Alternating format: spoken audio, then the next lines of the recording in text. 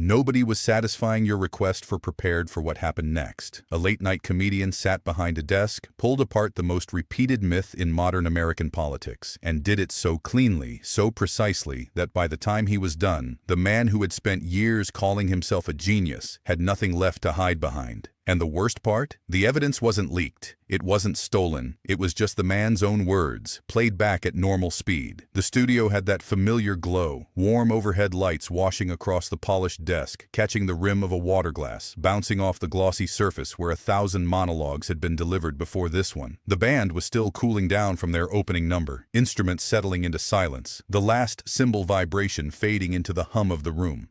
The audience was already loose, already tilted forward in their chairs with that easy, expectant energy that fills a late-night studio when the topic is obvious and the host is someone they trust to handle it well. Because tonight, the topic was impossible to miss. It had been circling every news cycle, every social media feed, every dinner table conversation for weeks. Donald Trump, again, always. The man who never left the spotlight because the spotlight was the only place he ever wanted to be. And tonight, Jimmy Kimmel was going to talk about the one story Trump loved telling more than any other. The one about being a genius. Kimmel walked out from behind the curtain, and the crowd surged immediately. Applause, whistles, a few shouts from the back rows. He waved once, quick and casual, adjusted the button on his jacket, and dropped into his chair with the kind of ease that comes from doing this thousands of times. But even before he opened his mouth, something about the way he settled in felt different. His shoulders were relaxed, but his eyes were sharp. His smile was there, but it had a point behind it. He wasn't warming up, he was loading. He looked directly into the camera, skipped every piece of small talk, and said there were two kinds of intelligence in America. The kind that solves problems quietly, without needing an audience, or a trophy, or a round of applause, and the kind that stands in the middle of a burning room, shouting the words stable genius while everything around it gets louder, messier, and more embarrassing by the minute. The audience laughed immediately, fast, instinctive, the kind of laughter that comes before the brain even finishes processing the sentence, because the body already recognizes the truth in it. But Kimmel didn't ride the laugh forward. He stayed right where he was, holding the moment, letting the idea hover in the air just a beat longer than comfortable.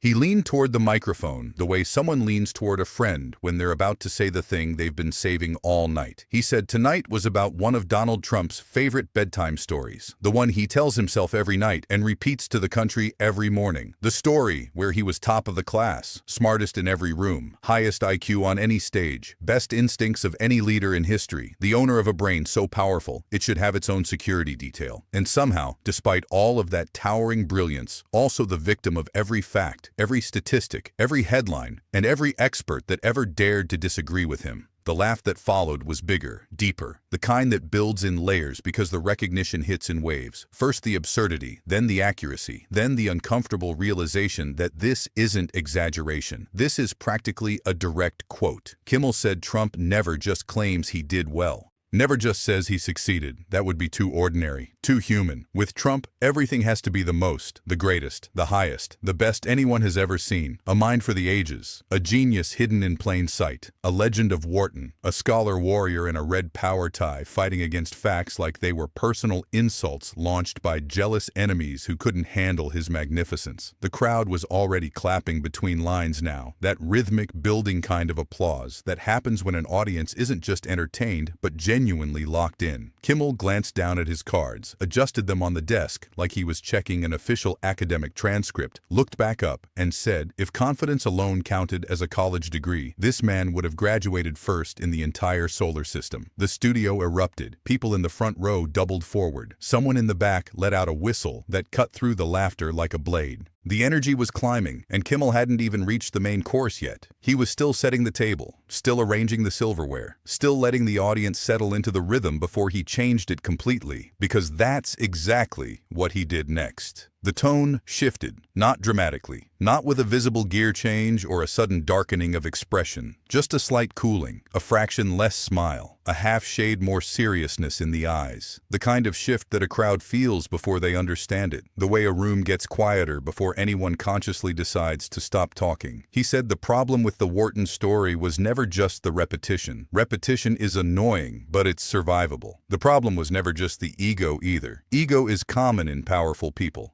unexpected even. The real problem, the one that makes the whole thing collapse when you actually look at it, is that Trump wants people to confuse bragging with proof. He wants noise to pass for intelligence, swagger to substitute for wisdom. He wants the act of repeating something to replace the need to ever actually demonstrate it. Say it loud enough, say it long enough, and eventually people stop asking whether it's true. They just accept the volume as its own kind of evidence. The audience was quieter now, still engaged, still leaning forward, but the laughter had thinned into something more attentive, more serious. The kind of listening that happens when people realize they're hearing something that matters beyond the joke. Kimmel said Trump keeps saying stable genius over and over and over, like a chant, like a prayer. Like if he repeats it enough times, it will harden into fact and nobody will ever think to ask the obvious follow-up question. If the genius is so stable, why does absolutely everything wobble every single time he opens his mouth? That one landed hard. The audience burst, then pulled back, then burst again, like waves hitting a seawall. Kimmel didn't wait for it to fully settle. He was already moving. He said he had decided to test the myth the old-fashioned way, not with outrage, not with a viral stunt, not with a dramatic reveal or a secret document or an insider source, just by reading the scoreboard. Simple, clean, the way you settle any argument that someone keeps trying to win with volume instead of evidence. You stop listening to the noise, and you look at the results. He said, if a man wants to keep telling America he was top of the class, then fine. Let's compare the legend to the visible record. Let's put the self-declared genius under the same light he puts everyone else under. Let's see how the greatest mind in modern politics handles pressure, criticism, facts, and reality when things aren't going according to the script he wrote for himself. Then he started listing, slowly, clearly, one item at a time, placed with the care of someone building a case they've already won, but want the jury to feel every piece of evidence before the verdict. A man who says he has the best brain in politics, but turns every single challenge, every disagreement, every question into a personal feud. Not a policy debate, not a strategic response, a feud, complete with nicknames, insults, and late-night posts that read like someone arguing with a mirror that talked back. A man who says he is always 3 steps ahead of everyone else, but somehow every crisis he touches gets bigger, louder, and more chaotic the longer he's involved. Not resolved, not managed, amplified, like pouring gasoline on a fire and then standing in front of the cameras taking credit for the heat. A man who says he is the smartest person in every room he enters, but when facts arrive, actual facts, documented, verified, visible facts, he doesn't engage with them. He doesn't respond to them. He attacks them.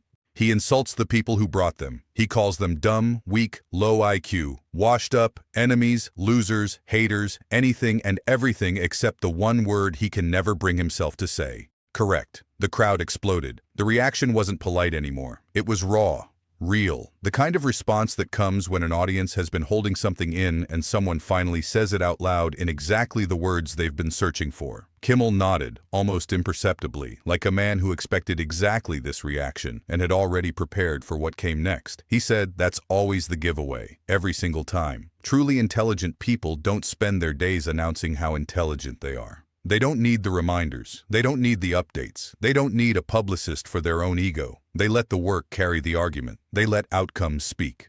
They let results do the talking because results don't need a microphone or a nickname or a 3 a.m. social media post to make their case. Trump, on the other hand, keeps his ego on a constant broadcast loop. Genius, genius, genius. Repeating, refreshing, rebranding the same headline over and over like a man desperately trying to keep a stock price from crashing by shouting the word profit louder and louder while the numbers behind him keep falling. Kimmel grinned, leaned back in his chair just slightly, and said at this point the only class Trump was clearly and indisputably top of was advanced self-congratulation, with a minor in calling everybody else stupid. The studio came apart. Laughter rolled through the room like thunder across an open field. People were clapping, wiping their eyes, turning to each other with that look that says, he nailed it. He absolutely nailed it. The band nearly jumped in early because the energy in the room felt like the end of a show, not the middle of a monologue. But Kimmel wasn't done, not even close. He waited for the wave to pass, let the laughter drain, let the room settle back into its seats. And when he spoke again, his voice was lower, his expression had tightened. The comedy was still there underneath, but something heavier had moved to the front. He said the whole Wharton genius mythology survives on one thing and one thing only: the hope that nobody ever slows the tape down. Because as long as everything moves fast, as long as the claims keep flying and the insults keep landing and the volume stays at maximum, the act works. It dazzles, it overwhelms, it fills the room so completely that there's no space left for anyone to stop and actually examine what they're looking at. But the moment someone hits pause, the moment someone freezes the frame and looks closely at the pattern underneath all that noise, the act starts shrinking. Fast. The top of the class mythology runs into the actual record, the constant boasting, the endless, bottomless, inexhaustible need for praise, the immediate volcanic anger the moment anyone challenges anything, the total inability to let a single criticism go unanswered, no matter how small, no matter how irrelevant, no matter how obvious it is that responding only makes it worse. He talked about the way Trump reacts online, the spirals, the chains of furious posts that start at midnight and don't stop until dawn, the capital letters, the exclamation marks piled on top of each other, like someone trying to build a wall out of punctuation. Kimmel said you don't need a degree to see what's happening. You don't need credentials or expertise or a background in psychology. You just need eyes. You can just watch. And what you see when you watch is not a calm, controlled, brilliant mind operating at a level most people can't comprehend. What you see is a man arguing with his own reflection at 2 in the morning and losing. The audience roared. That image landed somewhere deeper than a punchline. It stuck. It burrowed into the room and stayed there, hanging in the air like something too heavy to laugh away completely. People were still laughing, but underneath the laughter was something else. Recognition, the quiet, uncomfortable kind that comes when a joke is so accurate, it stops feeling like a joke entirely. Kimmel added one more layer. He said, real intelligence does not panic under scrutiny. That's the difference. That's the line between genuine confidence and the performance of confidence. A person who is actually secure in what they know does not chase every critic down a hallway, does not treat every disagreement like a 5-alarm emergency, does not wake up every morning scanning for enemies the way other people scan for weather. But what the country keeps seeing day after day, year after year, is not calm. Not controlled, not measured. It's constant reaction, fast, emotional, loud reaction. The kind of reaction that doesn't solve problems but creates new ones. The kind that doesn't answer questions but generates 10 more. The kind that doesn't demonstrate genius but demonstrates exactly what genius is supposed to look like when it's missing. The room was completely his now. Every seat, every pair of eyes, every breath in the studio was moving in time with his rhythm. He had them, and he knew it. And instead of speeding up, instead of piling on more jokes, instead of riding the energy to a quick, explosive finish, he slowed down even further. He said this was bigger than one diploma, bigger than one claim repeated at 1,000 rallies, bigger than one man's need to be called the smartest in the room. This was about a system, a culture, a political environment that has learned to reward performance over substance so consistently that the two have become almost impossible to tell apart. A man can wrap himself in the language of brilliance, can repeat stable genius until the words lose all meaning and become nothing more than a sound, a brand, a bumper sticker on a limousine. And still, despite all of that, make every serious moment he touches feel smaller, cheaper, louder, and more chaotic than it was before he arrived. Kimmel said America is exhausted, not angry, not outraged, just exhausted, tired from being asked over and over to believe that the man creating the confusion is somehow also the only man alive who can fix it. That is not genius, he said. That is the world's longest infomercial. And somehow the shipping and handling costs are being paid with the country's national blood pressure. The laugh that followed was big, wide, and immediate. But it faded quickly into a pause that felt heavier than anything that had come before it. Because the next thing Kimmel said didn't sound like comedy at all. It sounded like something someone says when they finally decided to stop being polite about a truth they've been sitting on for years. He said Trump does not fear being hated. Hatred he can work with. Hatred fuels him, feeds the machine, gives him something to push against. What Trump fears, more than anything, more than losing, more than being ignored, more than any opponent on any stage, is being understood. The studio went almost silent, because once people understand the act, it loses power. Once they see the pattern, once they recognize the cycle, once they stop reacting to the noise and start looking at the structure underneath it, the image shrinks. The towering figure that filled every screen and every headline and every conversation for years begins to look different, smaller, more familiar, more human, not the brilliant mastermind who who always has a plan, just insecurity dressed up in a long tie. A man who keeps telling the world he is a genius while reacting to every criticism like it's a personal crisis. A man who says he was top of the class but still behaves like the loudest kid in the hallway who just got told to sit down and can't handle it. The crowd started clapping before he even finished the sentence. It felt like something being released, something that had been held tight in the chest of every person in that room and was finally being allowed out into the open.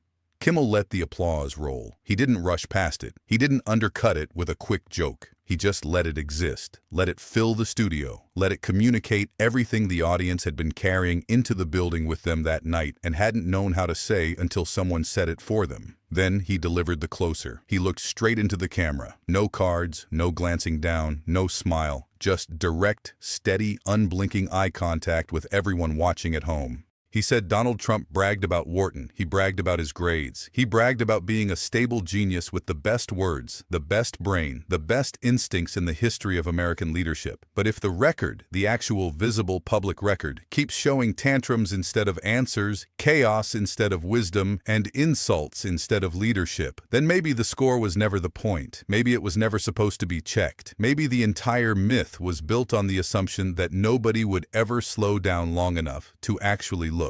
The room erupted, loud, sustained, almost physical applause that rolled forward from the back rows and crashed into the stage like a wave. Kimmel smiled, a real one this time, the kind that comes from knowing you found the exact right words at the exact right moment. He shuffled the cards on his desk, straightened them against the surface, and gave the final twist. "You can keep telling people you were top of the class," he said. You can keep saying it at rallies, in interviews, on social media, in every room you ever walk into for the rest of your life. But if every single test of leadership, every single moment of pressure, every single crisis that requires calm and clarity and actual wisdom ends the same way, with noise, with blame, with insults, with chaos, then maybe you were never the valedictorian. Maybe you were just the guy sitting in the back row yelling that everybody else was low IQ because it was the only way to make yourself feel tall. The crowd roared so hard, the band nearly jumped in a full beat early. The energy didn't settle. It stayed up, almost electric, vibrating through the studio like the aftermath of something detonating. People were on their feet in places. Others were leaning back in their chairs with that stunned, wide-eyed expression that comes when something hits harder than you were braced for.